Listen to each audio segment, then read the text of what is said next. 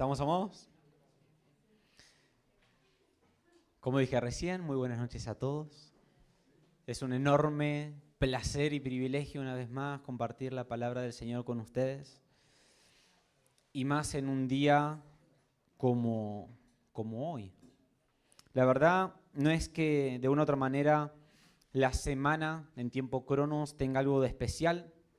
Lo especial se encuentra en lo que sucedió. Y hoy tenemos la dicha de recordarlo y de disfrutarlo. Seguramente aquellos que son cristianos de años han escuchado 1000 prédicas y 1000 enseñanzas sobre la Pascua. Casi que, esto es de todos los años. Y esto hace que muchas veces nuestra mente nos engañe diciendo que ya lo sabemos todo. Así que hoy te propongo a que no solo recordemos una fecha, la propuesta es esta, que no solo recordemos una fecha, sino que te propongo a que podamos ver la realidad detrás de esa fecha. Te propongo a que podamos ver la realidad detrás de esa fecha. Porque si logramos verlo a Él, te aseguro que no va a ser lo mismo a cualquier otra enseñanza que hayas escuchado. ¿Por qué? Porque Él es insondable. Porque Él es insondable. Siempre que lo veamos a Él, siempre vamos a aprender algo más profundo. Y necesitamos comprender, realmente necesitamos arribar a la profundidad de lo que pasó en la cruz. Ya que al no hacerlo, terminamos viviendo una vida cristiana un poco superficial, un poco forzada y un poco religiosa, cuando en realidad fuimos llamados a una vida completamente distinta. Y para entenderlo, para entrar en esta profundidad de qué es lo que pasó en la cruz una vez más y no lo desestimes, necesitamos leer la Biblia correctamente. Así que los de primer año de SEAP están súper aptos y preparados para hacerlo. Y nos vamos a situar en Colosenses 2, 16 al 17, que dice: por tanto, nadie os juzgue en comida o en bebida, o en cuanto a días de fiesta, luna nueva, o días de reposo, todo lo cual es sombra, inventé una palabra que ni siquiera sé lo que significa. Normalmente invento palabras, pero les doy un significado. Todo lo cual es sombra de lo que ha de venir, pero el cuerpo es de Cristo. La Biblia nos dice que todo lo anterior, las fiestas, los sacrificios, la ley, eran una sombra. Ahora, una sombra no es una mentira, pero tampoco es la realidad. La sombra apunta a algo real, pero no es el objeto en sí. Entonces, si hacemos una sombra, de este lado los que pueden llegar a apreciar, van a ver, lo hago más fácil. ¡Tarán! ¿Qué es eso? Es una sombra, bárbaro. Pero, ¿qué es lo que pueden detectar, ver en esa sombra? Una mano. Ahora, si no ven esta mano, por ejemplo, no van a saber de qué color es la piel de esa mano. Por ejemplo. Entonces, una sombra no es una mentira, pero tampoco podemos decir que es el objeto en sí. Y esto es clave. Porque si uno se queda viviendo en la sombra, nos terminamos perdiendo la sustancia. Entonces, hoy vamos a hacer un precioso viaje. Sería genial traer lentes virtuales para todos e ir ahí algún día. Y vamos a ir a la sombra. Vamos a ir a la sombra para poder entender la realidad. Y ojo con esto, porque yo sé que parece una contradicción. Porque acabo de decir que si te quedás viviendo en la sombra, te perdés la sustancia.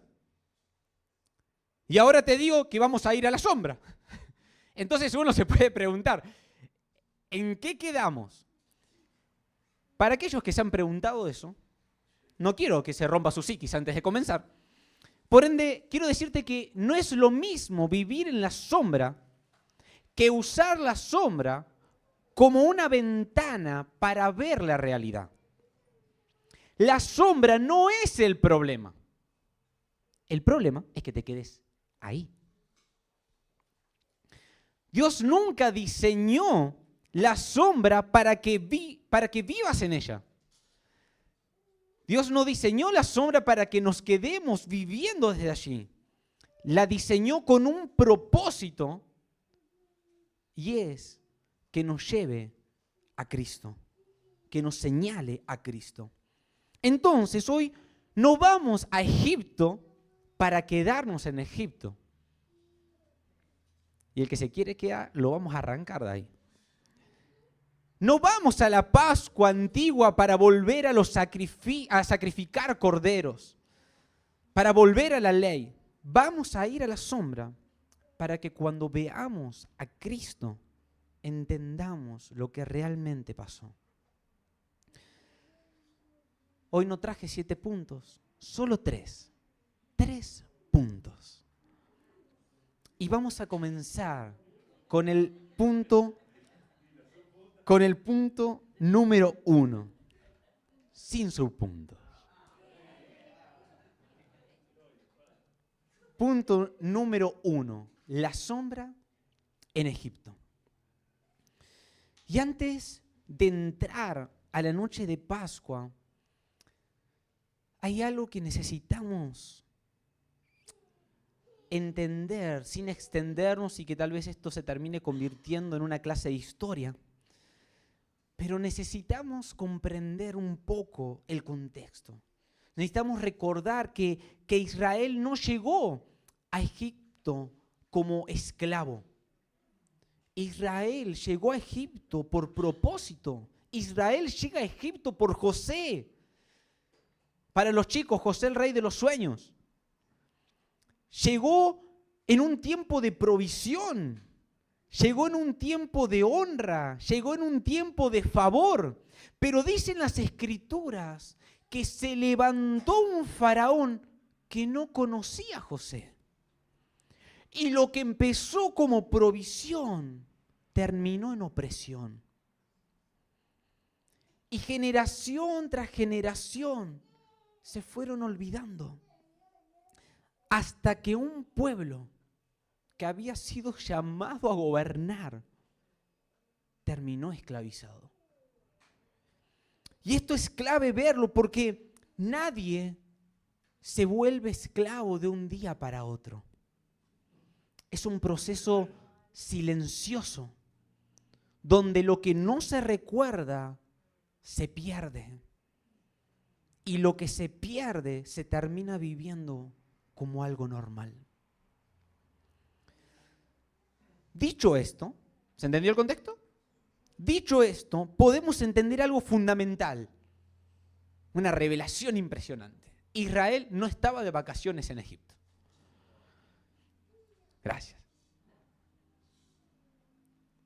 No era una etapa incómoda, no era una etapa cómoda, ni un proceso pasajero. Era esclavitud real. 400 años de esclavitud. 4 generaciones. Generaciones enteras que nacieron, vivieron y murieron bajo esclavitud, sin conocer otra realidad. ¿Qué nos muestra esto? No había salida humana. No había posibilidad de escape. No había fuerza interna suficiente para romper ese yugo de esclavitud. 4 generaciones, 400 años. Imagínense la mente del niño entrando ya en la 3ª generación. 300 años antes viviendo lo mismo. Era imposible que se levantaran, que pudieran ver un vislumbre en decir, vamos a ser libres, nos vamos a levantar todos en contra, vamos a armar un botín. Y esto es clave comprenderlo, porque cuando la Biblia narra esto, no lo hace solamente para informarnos, modo histórico, modo historia, sino que busca revelarnos una verdad espiritual mucho más profunda. El mismo apóstol Pablo en 1 Corintios 10 dice que todas estas cosas sucedieron como ejemplo, decid conmigo, para nosotros. Es decir, lo que pasó en Israel no solo les pasó a ellos, también está describiendo la condición del hombre sin Cristo.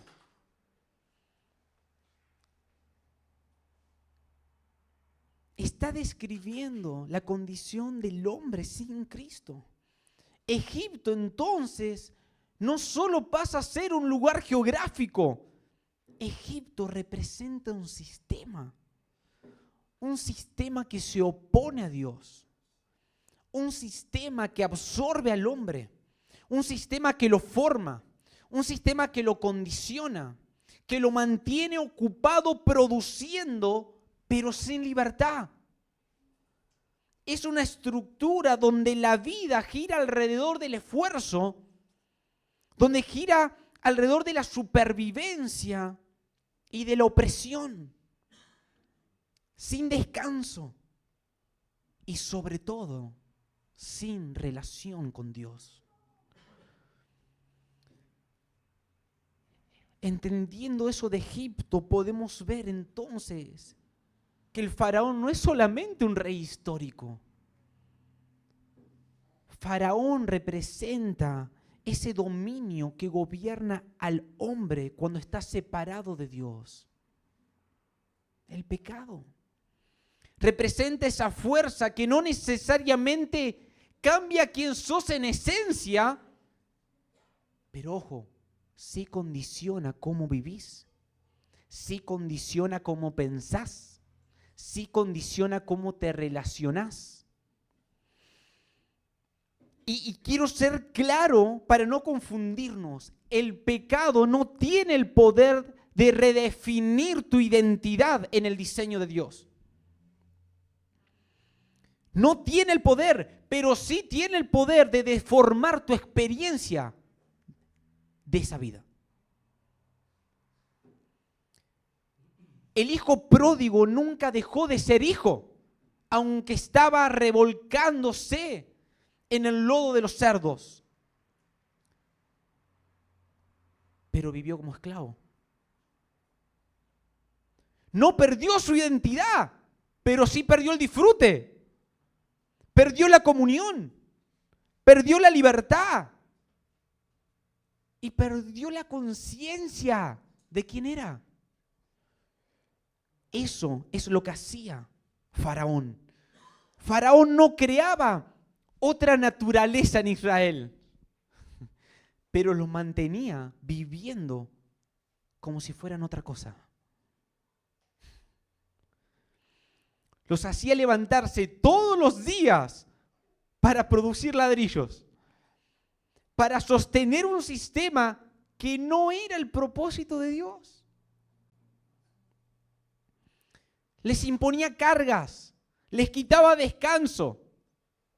Y vuelvo a repetir, y sobre todo les impedía tener comunión y relación con Dios. No se les permitía adorar a Dios libremente. Porque ese es el punto de fondo.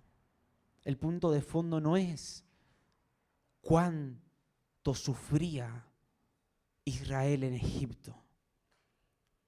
El punto de fondo era cuánta desconexión tenía Israel de Dios.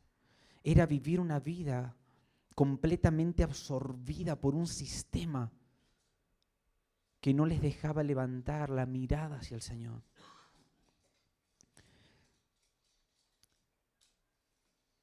Y entonces entendemos esto, que el hombre, por más intención que tenga, no puede liberarse a sí mismo de ese sistema. No puede. Israel no podía negociar su salida. No podía organizar, como dije recién, una rebelión efectiva. No lo podía hacer. No podía cambiar su condición con esfuerzo propio.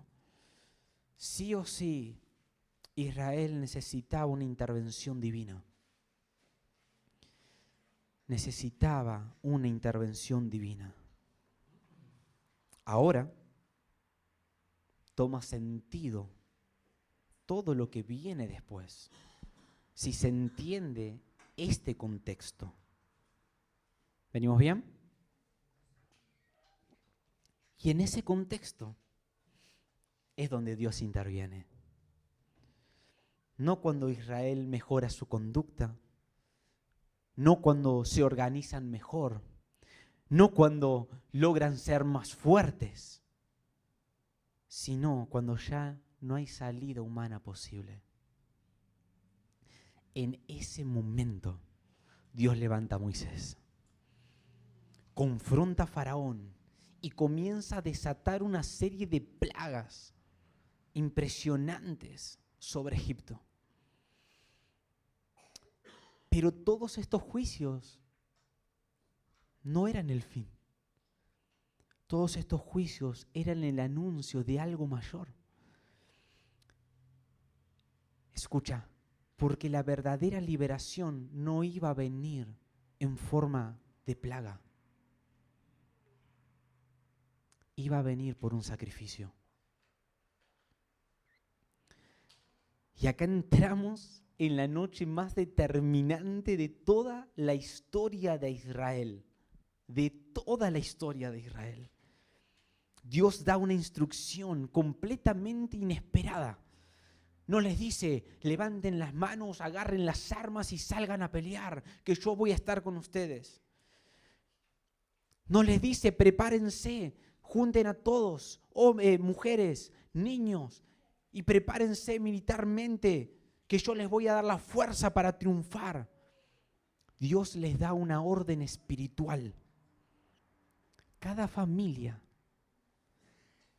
debía tomar un cordero, pero no cualquier cordero, un cordero sin defecto, un cordero perfecto, un cordero sin mancha. Y Éxodo 12:5 nos dice, el animal será sin defecto, macho de 1 año, lo tomaréis de las ovejas o de las cabras. Ese cordero debía de ser examinado durante días. No podía tener falla alguna, porque ese cordero no era solo un animal. Ese cordero era un sustituto. Vean la sombra. Ese cordero era un sustituto. Y después de seleccionarlo y de tenerlo un par de días, venía lo más fuerte. Ese cordero tenía que morir. No para dar un ejemplo, no como un símbolo vacío, tenía que morir en lugar de ellos. Y con esa sangre de ese cordero, Dios da instrucciones específicas. Éxodo 12:7 y 12 al 13.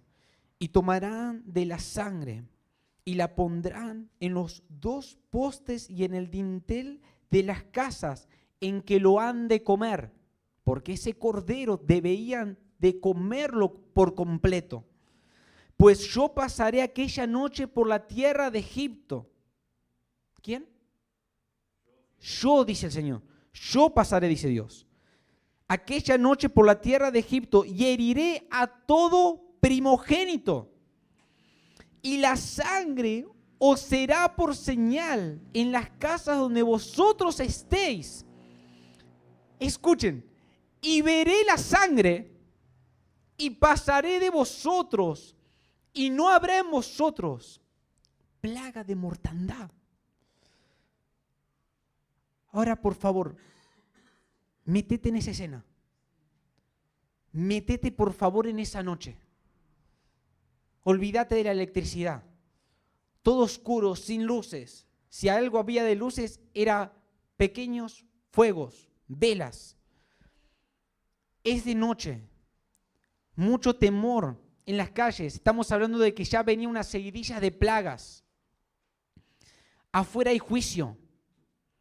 Afuera hay muerte. Afuera hay desesperación. Pero adentro de esas casas hay algo que lo cambia todo.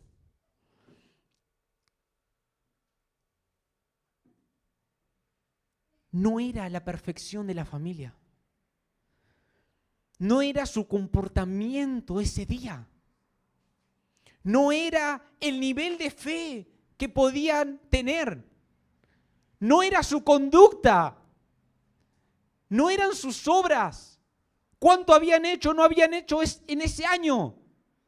Amados, era la sangre. Era la sangre. Porque cuando el juicio pasaba por Egipto, Dios no dijo, voy a ver quién se portó bien. Voy a ver quién fue el obediente. Voy a ver quién está dando obras. Voy a ver los méritos que alcanzaron este año. Voy a analizar quién lo merece. Dios dijo, veré la sangre. La seguridad de esa familia no descansaba en ellos. Descansaba completamente y 100% en el cordero que había muerto en su lugar. Y eso lo cambia todo. Eso lo cambia todo. Porque esa noche Dios le estaba enseñando a su pueblo y a nosotros un principio eterno. La salvación nunca estuvo basada en el rendimiento humano. Siempre estuvo basada en un sustituto. Y es Él. Y es Él. Y es Él. Esto nos lleva a nuestro segundo punto. La mesa y la copa. Veamos esta transición a la realidad. Pasan aproximadamente 1500 años de ese evento. Desde aquella primera Pascua en Egipto, donde el Señor les da la libertad. Generación tras generación, el pueblo de Israel sigue repitiendo cada año, en la misma fecha, la cena, el cordero, el derramar la sangre y recordar aquella noche donde Dios los sacó después de 400 años de la esclavitud. Era una práctica constante. Era parte de su cultura, era parte de su identidad, era parte de lo que ellos eran. 1500 años y lo seguían haciendo. 15 generaciones pasándose. Pero había un problema profundo que muchas veces a simple vista no se veía. Todo eso no podía cambiar la condición interna del hombre. No podía hacerlo. El autor de los Hebreos lo dice con claridad, y lo dice con tanta claridad que corta toda ilusión religiosa. Hebreos 10:4. Porque la sangre de los toros y de los machos cabríos no puede quitar los pecados.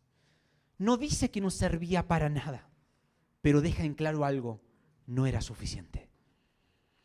Esa sangre no quitaba el pecado, esa sangre no transformaba al hombre, esa sangre no limpiaba la conciencia, esa sangre no producía vida nueva, solo cubría temporalmente.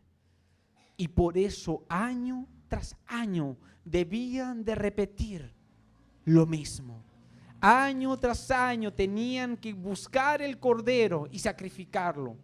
Año tras año tenían que hacer este rito. Porque cuando algo es sombra, amados, necesita repetirse constantemente. Repito, porque cuando algo es sombra, necesita repetirse constantemente. Pero cuando llega la realidad, ya no hace falta repetirla más. Y entonces llegamos a una noche distinta. Una noche que parecía una Pascua más, 1500 años después. Una noche que parecía una Pascua más, pero no lo era. Lucas 22, 14 al 15. Jesús se sienta a la mesa con sus discípulos y dice: cuando era la hora, se sentó a la mesa y con él los apóstoles y les dijo: cuánto he deseado comer con vosotros esta Pascua antes que padezca. 19 al 20. Y tomó el pan y dio gracias y lo partió y les dio diciendo: esto es mi cuerpo que por vosotros es dado, haced esto en memoria de mí.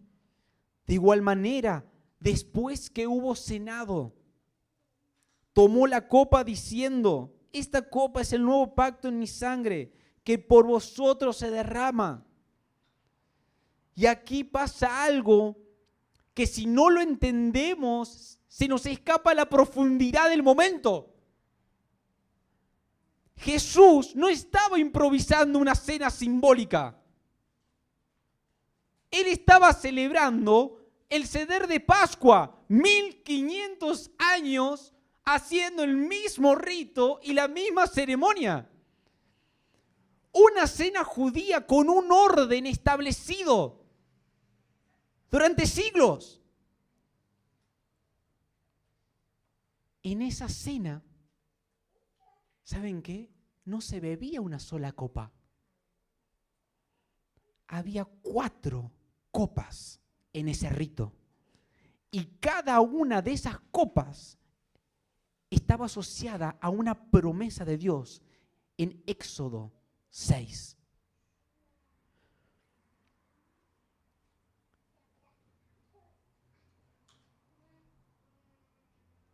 Por algo Lucas escribió: después que hubo cenado.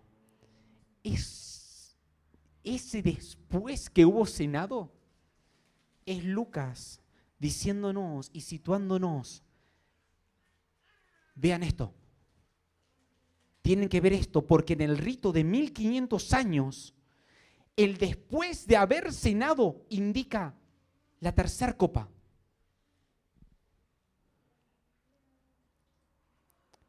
Éxodo 6 dice, 6 al 7, promesa de Dios. Por tanto, dirás a los hijos de Israel 4 cosas. Yo soy Jehová y os sacaré de debajo de las tareas pesadas de Egipto. Copa número 1. Y os libraré de su servidumbre. Copa número 2. Os libraré. Y os redimiré con brazo extendido y con juicios grandes. Redención, la copa 3. Y 4, os tomaré por mi pueblo y seré vuestro Dios. En ese rito que quedó en el Mishá, que queda en los registros históricos judíos y en la misma tradición judía que se siguió durante 1500 años, en ese preciso momento Jesús levanta la copa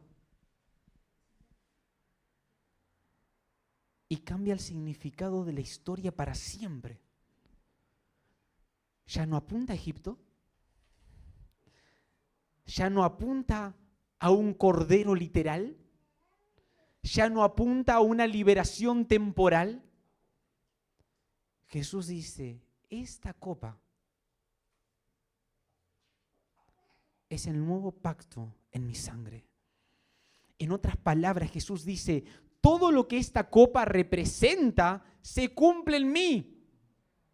Yo soy el cordero, yo soy la sangre, yo soy la redención, yo soy la salvación. Es Jesús diciendo, la sombra llegó a su fin, porque la realidad, la sustancia, está sentada en esta mesa. Pero lo más profundo de esto es que lo que Jesús declara en la mesa lo confirma horas después, en un lugar completamente distinto. Porque esa misma noche, después de cenar con ellos, Jesús va a Getsemaní. Y ahí en la intimidad con el Padre, lejos de la mesa, lejos de los discípulos, Él ora algo que revela el costo real de lo que acaba de anunciar.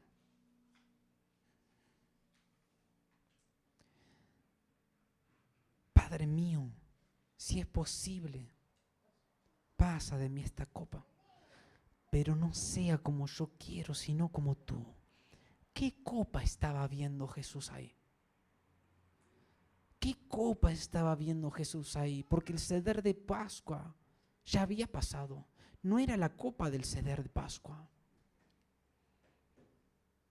Era la copa del juicio. La copa que lo ponía cara a cara con el ángel de la muerte en esa sombra. Era Él estando a la puerta, siendo esa sangre.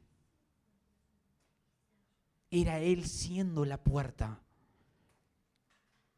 Era la copa que le correspondía, amados, a la humanidad caída, a vos y a mí. Y en ese momento,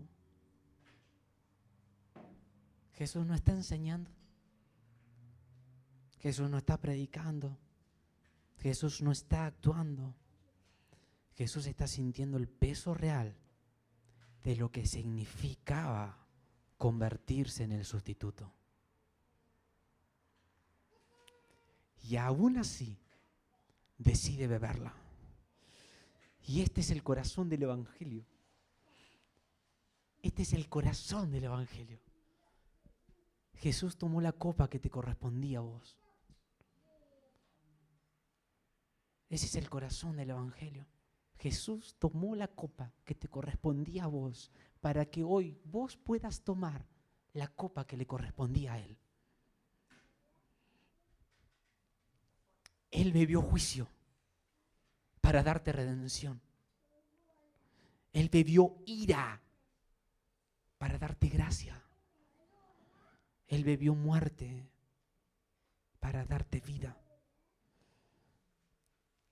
Esto no es un símbolo vacío, es un intercambio real.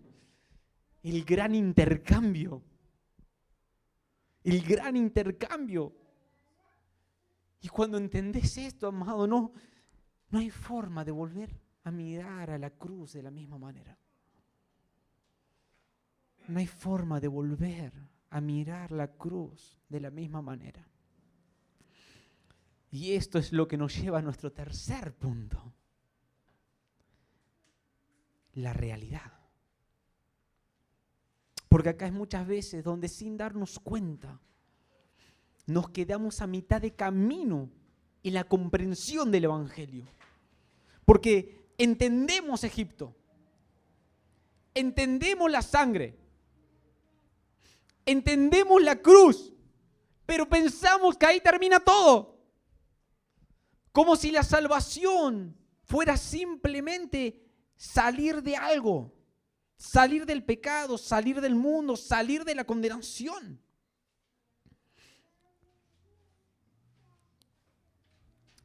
Pero eso es solo el comienzo. Salir de Egipto nunca fue el destino final de Dios. Ese fue el punto de partida. Porque Dios no sacó a Israel de Egipto para dejarlos en el desierto dando vueltas. El desierto no era el propósito. Era un proceso transitorio, no una identidad permanente. Y sin embargo, si somos honestos, muchos creyentes viven exactamente ahí, en ese desierto. ¿Salieron de Egipto? Sí. ¿Creyeron en la sangre? Sí. Pero siguen viviendo en lucha constante. Siguen viviendo en la culpa. Siguen viviendo en el esfuerzo humano. Siguen en ciclos repetidos. Siguen en una sensación de nunca terminar, de nunca llegar.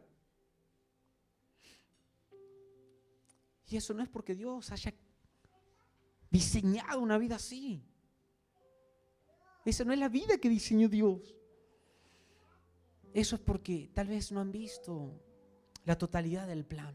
Porque la obra de Cristo no termina en sacarte, termina en introducirte. Por eso el autor de Hebreos hace una afirmación que rompe completamente la lógica religiosa. Hebreos 4:3. Pero los que hemos creído, entramos en el reposo. ¿No dice entraremos? No. ¿No lo pone a futuro? ¿No lo condiciona cuando nos muramos? Habla de un presente. Dice, entramos en el reposo. Los que hemos creído, entramos. Entonces la pregunta inevitable es, ¿a dónde entramos? Y acá es cuando la revelación, una vez más, se vuelve gloriosa. La tierra prometida en el nuevo pacto, obviamente y evidentemente, no es un lugar geográfico. No es un territorio físico.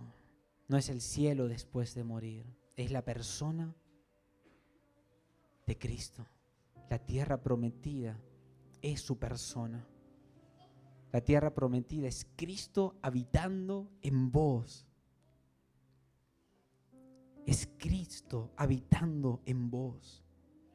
Es la vida del Espíritu siendo tu realidad diaria.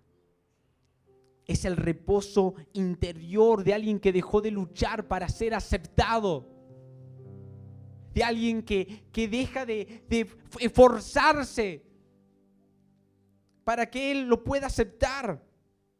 Es una identidad estable que no fluctúa según el rendimiento. Es dejar de vivir como esclavo para poder comenzar a vivir como hijo. Porque en Canaán, amados, en Canaán, en esa tierra, no se sobrevive, se vive. En Él no sobrevivimos, en Él vivimos. En Canaán hay fruto, pero no porque te esforzás, sino porque estás plantado en la tierra correcta. Hay abundancia, no porque estás acumulando, sino porque fluye la vida. Hay gobierno, no porque dominás con fuerza, sino porque descansás en una autoridad delegada. Hay reposo, no porque no haya desafíos ni nada para hacer, sino porque hay una confianza interna que no se quiebra jamás. ¿Y sabés qué es lo más glorioso de todo esto? Que no es producto de lo que vos haces. No es producto de lo que vos haces. Es el resultado de quien vive en vos. Cristo en nosotros, la esperanza de gloria. Y entonces entendemos que la Pascua no es solo salir de Egipto, es entrar en Cristo.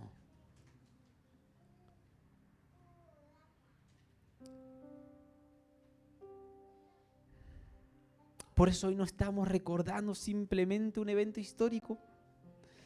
Por eso hoy no estamos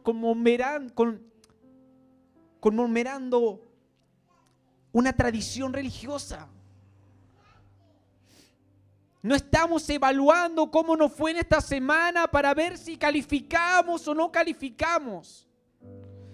Estamos afirmando una realidad espiritual eterna. Déjame decirte algo, por favor. Dios no está mirando tu rendimiento. Dios no está midiendo tu comportamiento reciente. Él no está evaluando si esta semana estuviste a la altura de lo que se esperaba. Dios dijo algo que dejó un principio eterno. Veré la sangre. Veré la sangre. Fuiste sellado por el Espíritu Santo, veré la sangre. Y porque la sangre es perfecta, porque Cristo, el Cordero inmolado, es perfecto, tu acceso es seguro. Porque Él es perfecto, tu posición es firme. Tu identidad es inquebrantable. No descansa en vos, no descansa en lo que puedas o no puedas hacer. Descansa en el Cordero.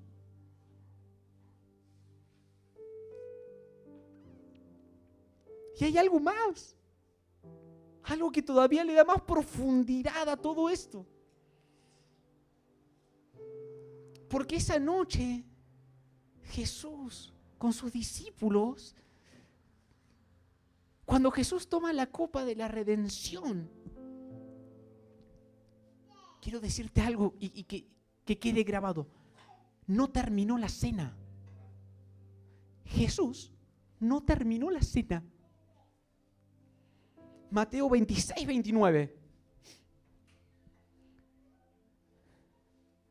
Y os digo que desde ahora no beberé más de este fruto de la vid hasta aquel día en que lo beba de nuevo con vosotros en el reino de mi Padre. Eran 4 copas. No terminó la cena. La primer copa hablaba de santificación. La segunda copa hablaba de liberación. La tercera copa habla de redención, la que Jesús toma y la redefine como su sangre. Pero la cuarta habla de la consumación del reino, de la comunión plena.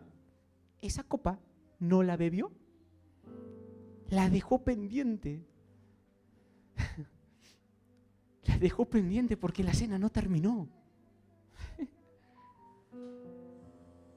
Jesús está esperando, está guardando el momento donde la redención se vea completa, donde todos los suyos estén reunidos, donde el reino se manifieste en plenitud, y ahí, recién ahí, levantar esa copa con nosotros. Por eso cada vez que participamos hacemos algo mucho más profundo de lo que parece. Miramos hacia atrás y vemos la cruz. Recordamos la sangre. Afirmamos que el juicio ya pasó de largo. Pero también tenemos que ver hacia adelante. Y afirmamos que la historia no terminó.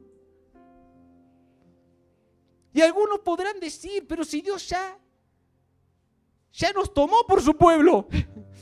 Porque yo también me pregunto cuando escudriño. Pareciera que al leer la cuarta copa ya sucedió, si ya somos su pueblo.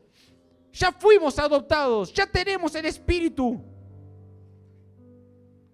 Pero no podemos ignorar lo que dijo Jesús. No beberé más hasta aquel día. ¿Qué significa esto? Te la simplifico. Ya empezó, pero no terminó. Que ya perteneces, pero todavía no viste todo. Ya probaste, pero no terminaste de beber.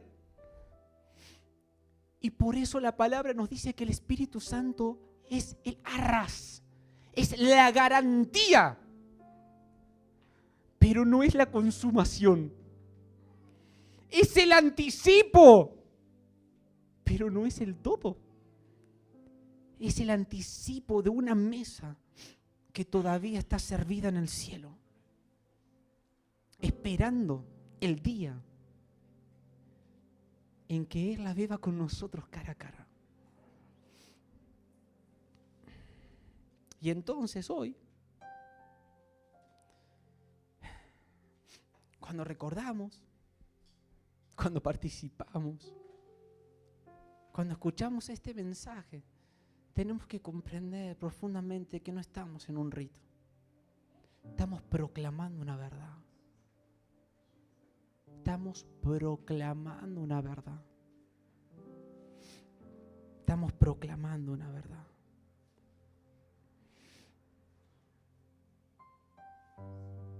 Le estás hablando a tu mente, a tu pasado, a tus dudas y a cualquiera voz que quiera acusarte. Y estás diciendo, la sangre está en la puerta. Estás diciendo, el juicio ya pasó. Estás diciendo, no soy más esclavo. Estoy en Cristo. Y esa sangre sigue hablando por mí.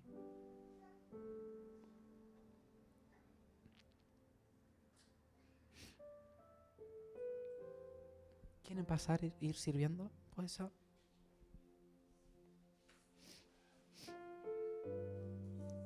¿Me cortas un pedacito para mí?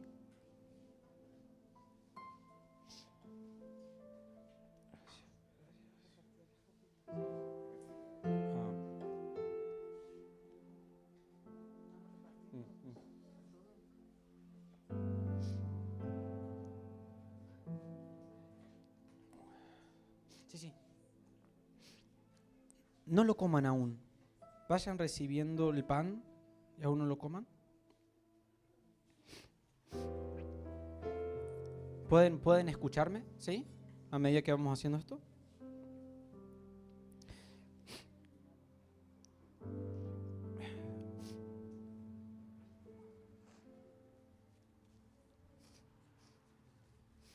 Es por eso que lo que vamos a hacer ahora, amados, es la respuesta natural a todo lo que acabamos de ver. Y la respuesta natural es la respuesta natural a todo lo que acabamos de oír, a todo lo que acabamos de aprender, a todo lo que sabemos. No es un rito, no es una ceremonia. Más, porque Jesús no solo explicó esto, no solo lo vivió, Él también nos dejó una mesa.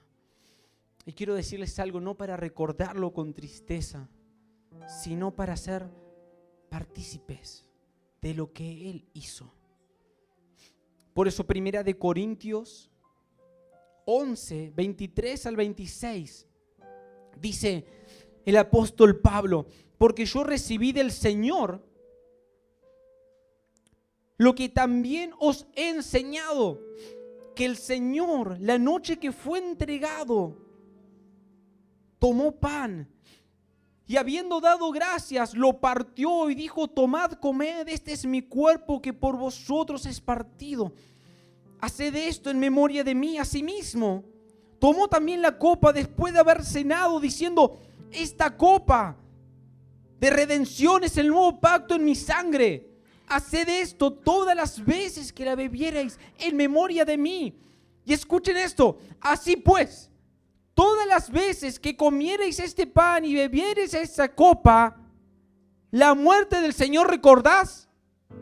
No, la muerte del Señor anunciáis hasta que Él venga.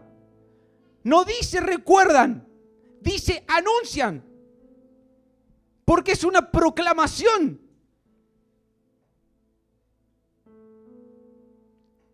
Durante muchos años, no me deje. Si no se baja. Durante muchos años, se nos de una otra manera, se nos hacía recordar, y gloria a Dios que recordemos, porque es el fruto del agradecimiento en nuestros corazones. Necesitamos ver lo que Él hizo, pero también necesitamos entender que esto es una proclamación. Estamos anunciando.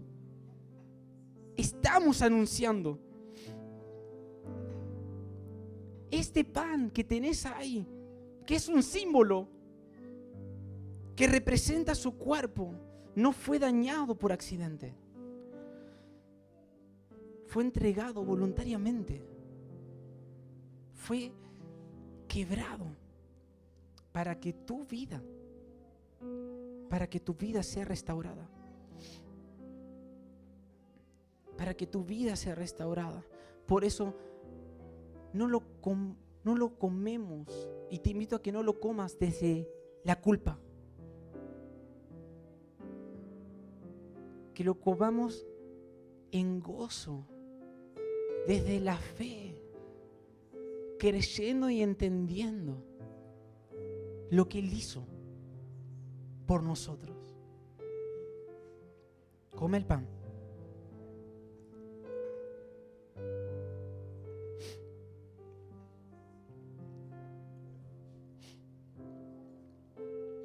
¿Tenés, amado?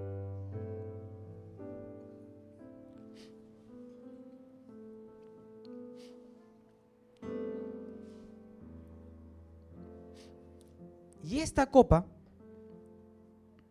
y esa copa, es la misma de la que hablamos recién. La copa del nuevo pacto. La copa de la redención. La copa que Él nos dio. Que Él nos dio porque Él bebió la que nos correspondía. Porque Él bebió la del juicio. Por eso hoy recordamos y podemos beber esa copa. Y no la tomamos con temor. No la tomamos con temor, por favor. No tengas temor de tomar la copa. Si fuiste sellado por el Espíritu Santo, sos salvo. No tengas temor. Si pecaste o no pecaste, o si hoy te sentís sucio o no sucio, papá ve la sangre. Papá ve la sangre. Papá ve la sangre. No ve tu conducta. Ve la sangre. Porque vos no podés, te cuento. Porque yo no puedo, te cuento. Él ve la sangre. Él ve la sangre. Entonces, cuando tomes esa copa, no la tomes con temor. Tómala con gratitud. Tómala con gratitud de que Él fue el Cordero que se dejó de inmolar y que se entregó, y que Él tomó la copa contraria para que vos con gratitud puedas beber de esa copa.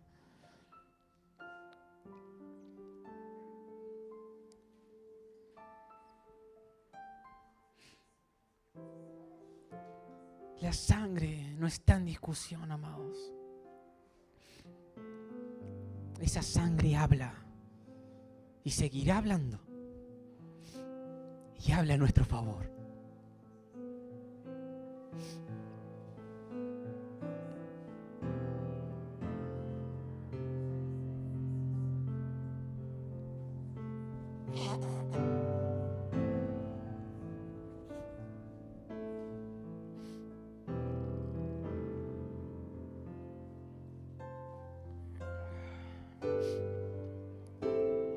mientras vayas tomando, te invito a que si quieres ponerte de pie, te pongas de pie.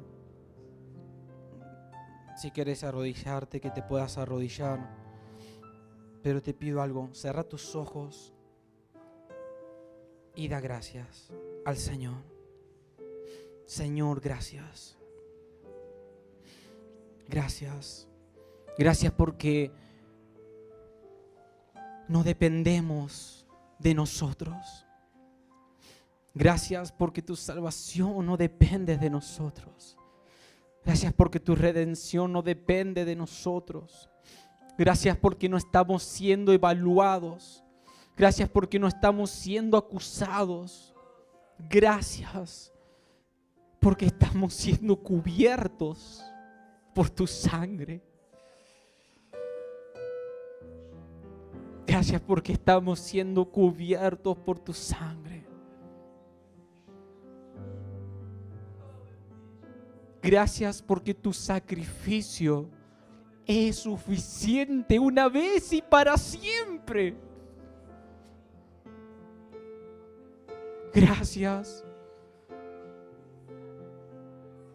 porque aquellos que se han hecho uno contigo no pueden esconderse más de tu amor. Gracias. Gracias. Porque la identidad de hijo no cambia. Aunque muchas veces nos encontremos como el pródigo. Gracias porque esa sangre nos atrae. Nos llama. Nos llama. Nos llama. Y nos llama a libertad. Y nos introduce en amor. Y nos introduce en disfrute. Y nos introduce en fructificación. Y nos introduce en obediencia por amor. Y nos introduce en tu persona, en tu Hijo, en Cristo.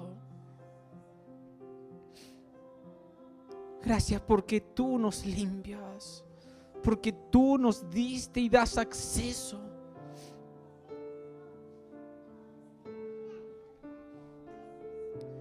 Y gracias,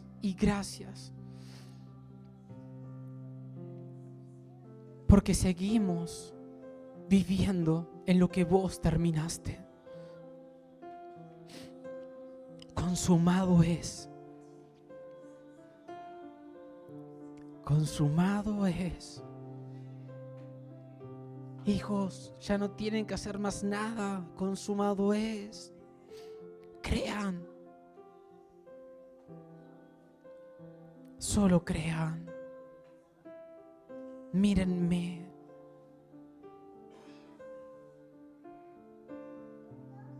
Crean. Crean. Te amamos, Señor.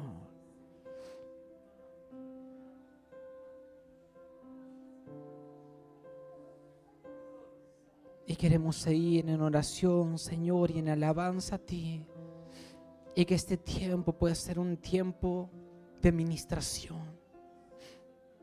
Donde sea tu Espíritu Santo ministrándonos. Donde sea tu Espíritu Santo abriendo los ojos para que podamos ver esa cruz. Y al mismo tiempo para que podamos ver esa mesa que nos espera.